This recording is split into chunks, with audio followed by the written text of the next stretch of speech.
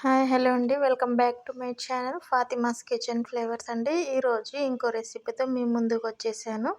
అదే ఎంతో సింపుల్గా చేసుకొని లెమన్ రైస్ అండి. కొంచెం రైస్ తీసుకోండి. అందులో నేను 3 స్పూన్ వరకు లెమన్ జ్యూస్ యాడ్ చేసుకున్నాను.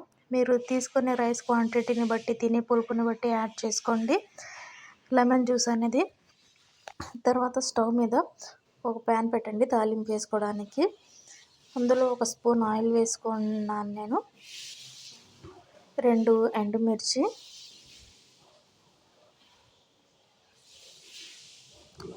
10 to 15 వరకు కాజు, ఒక స్పూన్ పల్లీలు, ఒక స్పూన్ శనగపప్పు.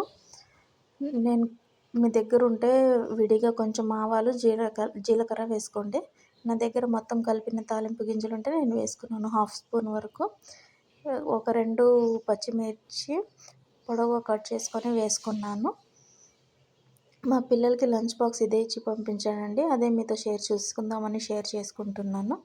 చాలా సింపుల్గా చేసుకోవచ్చు. కొంచెం కరివేపాకు వేసుకున్నానండి. దొరికితే ఫ్రెష్ది వేసుకోండి.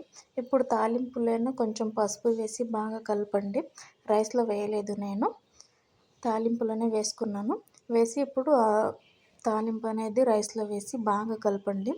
చాలా సింపుల్గా, చాలా టేస్టీగా పిల్లలకి లంచ్ బాక్స్లోకి లెమన్ రైస్ రెడీ అండి. చాలా టేస్టీగా ఉంటుంది. ఒకసారి ట్రై చేయండి. పులుపు అన్నది మన పిల్లలకి అప్పుడప్పుడు తగులుతూ ఉండాలి. లంచ్ బాక్స్లో ఇచ్చి పంపించండి. థ్యాంక్స్ ఫర్ వాచింగ్ అండి. Bye bye.